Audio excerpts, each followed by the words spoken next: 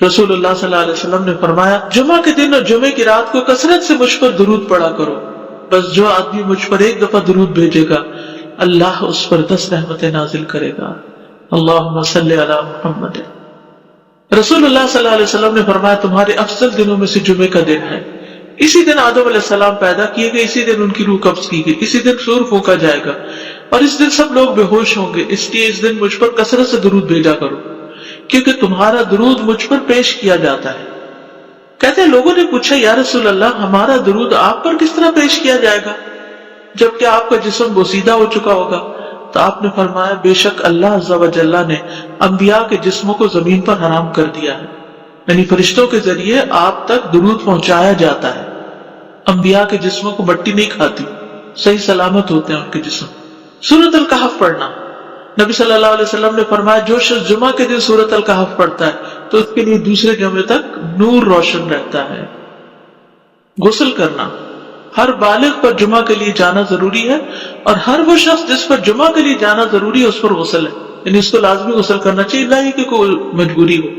تو آپ اپنا اسکیڈول اس طرح بنائیں نا کہ جیسے اگر آپ ہر روز نہاتے پھر تو کوئی مسئلہ نہیں، لیکن اگر آپ ایک دن چھوڑ کے ایک دن نہاتے تو آپ پھر اس طرح اسکیڈول کریں کہ جیسے آپ منڈے کو نہائے، پھر وینسڈے کو نہائے، پھر جمعے کو نہائے، پھر آپ سیٹرڈے سنڈے اگر نہیں بھی نہاتے پھر منڈے، تو اس طرح آپ جمعے کو مس نہیں کریں گے۔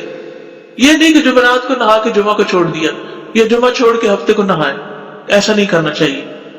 علماء نے غسل کے حکم کے بارے میں اختلاف کیا، بعض تو کہتے ہیں یہ واجب ہے یعنی فرض کے درجے میں ہے، اور جمہور علماء یہ کہتے ہیں کہ مستحب ہے، پسندیدہ ہے، افضل عمل ہے۔ حدیث میں آتا ہے جس نے جمعے کے دن وضو کیا اس نے اچھا کیا اور جس نے غسل کیا تو یہ افضل ہے۔ صفائی میں مبالغہ ہوتی ہے نا، ویکلی صفائی آپ کو کرنی ہوتی ہے، یعنی جیسے ناخن وغیرہ کاٹتے ہیں یا پھر اپنے زائد بال وغیرہ اتارتے ہیں، تو یہ سب چیزیں اگر جمعے کے دن ہو تو زیادہ بہتر ہے۔ نبی صلی اللہ علیہ وسلم نے فرمایا جو شخص جمعے کے دن اچھی طرح غسل کرے، اچھی طرح سنوار کر وضو کرے، اپنے بہترین لباس میں سے پہنے، یعنی جمعے کے دن باقی دنوں کی نسبت اچھا لباس پہنے، اللہ نے اس کی قسمت میں گھر والوں کی جو خوشبو لکھی ہو وہ لگا لے، یعنی گھر میں جو بھی خوشبو ہے، پھر جمعہ پڑھنے آئے تو لغو کام نہ کرے، دو آدمیوں کے درمیان جدائی نہ کرے، یعنی دو لوگ بیٹھے ہوں گے بیچ میں گھس کے بیٹھ جائیں، اس جمعے اور دوسرے جمعے کے درمیان کے پورے ہفتے کے گناہ معاف کر دیے جاتے ہیں۔ پھر مسواک کرنا، جمعے کی سنتیں بتاتے ہوئے آپ نے فرمایا اور تم پر مسواک کرنا لازم ہے۔ اچھا لباس پہننا، نبی صلی اللہ علیہ وسلم نے فرمایا اگر ممکن ہو تو جمعہ کے لیے اپنے کام کاج کے کپڑوں کے علاوہ 2 کپڑے اور بنا رکھنے میں کیا حرج ہے، اسپیشل ڈریس رکھے جو جمعے کو ہی پہن لے۔ خوشبو لگانا، یعنی خوشبو لگائے، حدیث میں آتا ہے چاہے وہ عورت کی خوشبو سے ہو، یعنی آپ کی اپنی نہیں بیوی کی خوشبو پڑی وہی لگا لو لیکن لگاؤ۔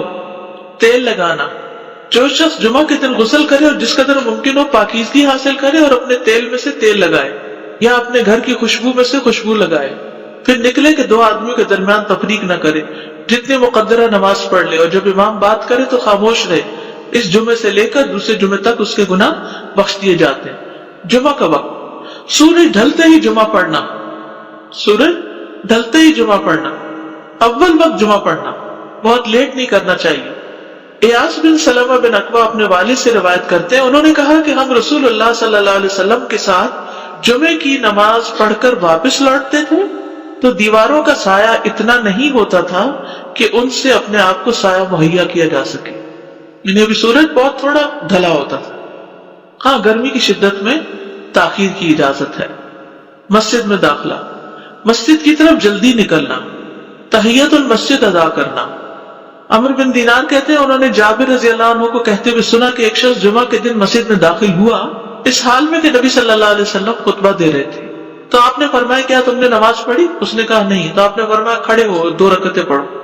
اب یہ بڑا اہم مسئلہ ہے، مسجد میں داخل ہو چاہے خطبہ ہو رہا ہو 2 رکعت پڑھے بغیر نہ بیٹھو، ٹھیک ہے؟ اور یہ کیا ہے؟ دراصل تحیت المسجد، یہ جمعے کی سنتیں نہیں ہیں، یہ کیا ہے؟ تحیت المسجد ہے، اور مختصر پڑھی جائیں، یعنی امام جب خطبہ دے رہا ہو تو چاہیے کہ 2 رکعتیں پڑھے اور دونوں میں اختصار کرے۔ نماز سے قبل ہلکا بنانے کی ممانعت، مثلا آپ جلدی چلے گئے تو یہ نہیں کہ ایک گروپ بنا کے آپس میں گپ شپ شروع کر دیں، نہیں، سیدھے ہی لائنوں میں بیٹھیے۔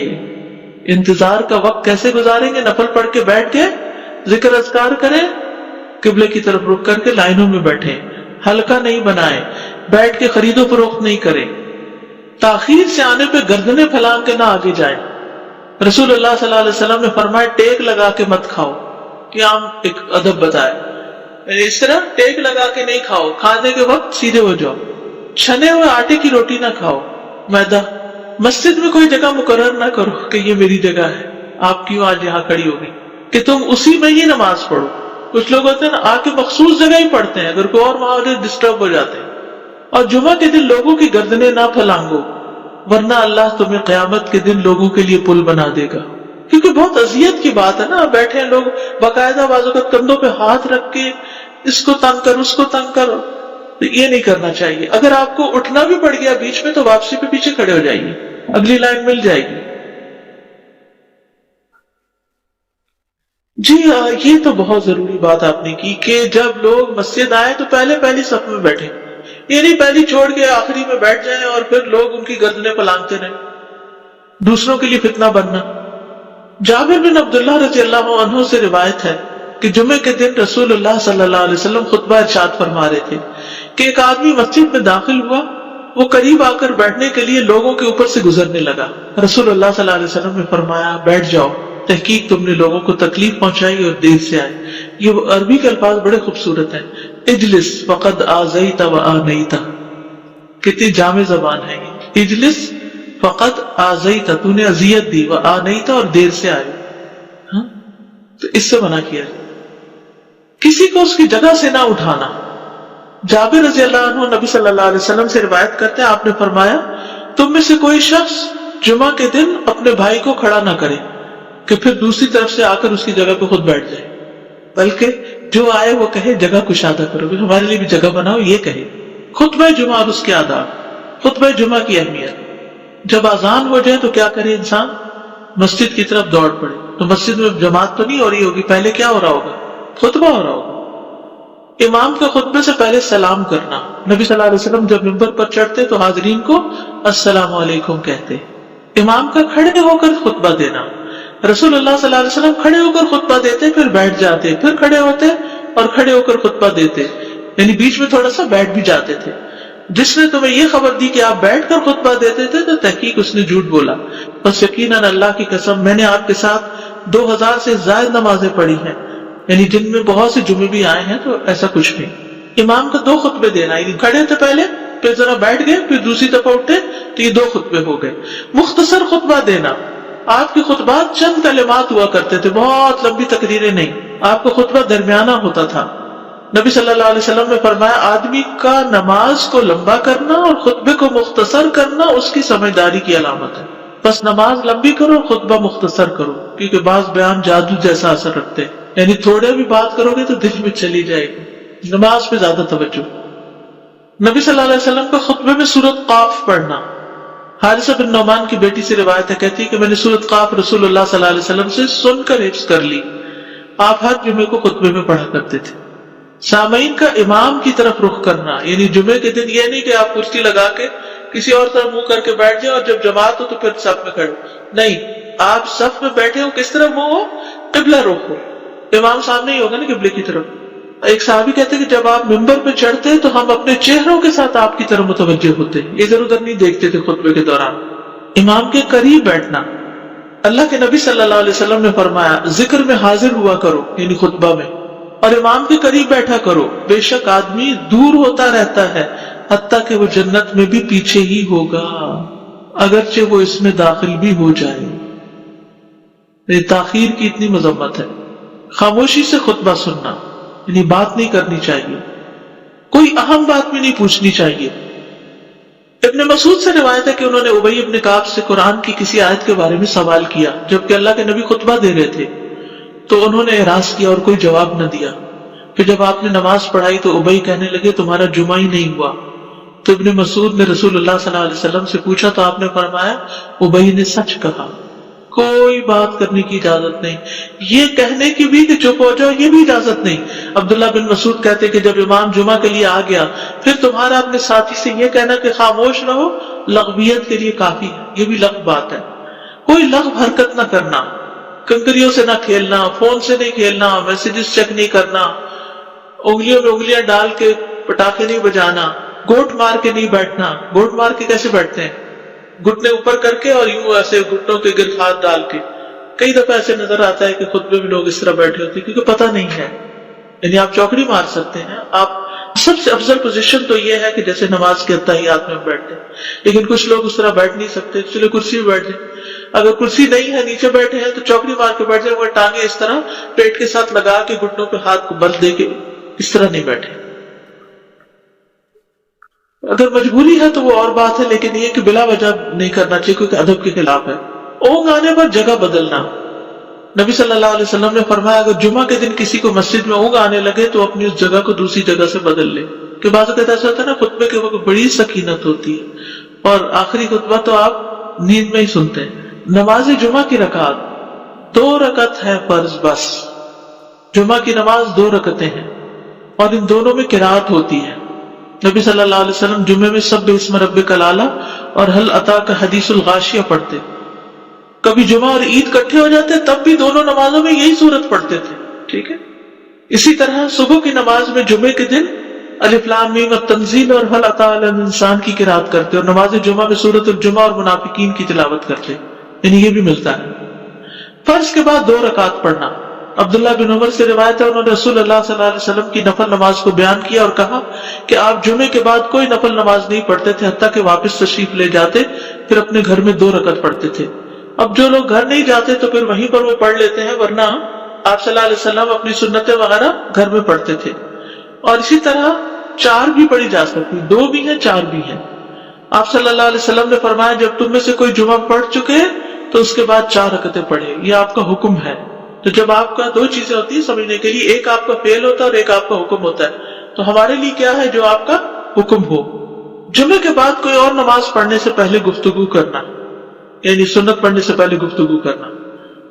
اسما بن مالک سے مرفوعاً روایت ہے کہ جب تم میں سے کوئی آدمی جمعہ کی نماز پڑھے تو اس کے بعد اس وقت تک کوئی نماز ادا نہ کرے جب تک کسی سے کلام نہ کرے یا اس جگہ سے نکل نہ جائے. پہلے منع تھا، اب کوئی نہ کوئی بات کر لینی چاہیے. نہیں سمجھے؟ یعنی جمعہ پڑھ لیا آپ نے اور پھر کسی سے آپ سلام دعا کر لیں، اس کے بعد سنت پڑھیں یا نفل جو بھی. ٹھیک ہے. اور گھر جانا تو گھر جا کے پڑھیں، اور اگر گھر نہیں جانا، کام پہ جانا ہے تو ادھر ہی پڑھ کے چلے جائیں. کتنا پیارا ہے ہمارا دین کہ اتنا لمبا بھی چپ کر روزہ نہیں رکھوایا. بالکل. عاصم سے روایت ہے، وہ ابو قلابہ سے نقل کرتے ہیں، میں نے ان کے ساتھ جمعہ کی نماز پڑھی. جب میں نے اپنی نماز پوری کر لی انہوں نے میرے ہاتھ کو پکڑا اور میری جگہ پر کھڑے ہوئے اور مجھے اپنی جگہ پہ کھڑا کیا. وہ جو ہم چینج کرتے ہیں نا جگہ، وہ اس کی بات ہو رہی. یعنی جمعے کے بعد کوئی اور نماز پڑھنے سے پہلے بات بھی کر لینا، جگہ بھی تبدیل کرنا. لیکن اگر کچھ لوگ پہلے سے ہی آپ کی سنتیں شروع کر چکے اور کوئی چینج کرنے والا نہیں تو پھر پڑھ لیجیے. یعنی یہ مستحب اعمال ہے، ان میں ایسا نہیں کہ کوئی گناہ لازم ہو جائے گا، لیکن افضل یہ ہے، افضل سے اجر زیادہ ہو جاتا ہے.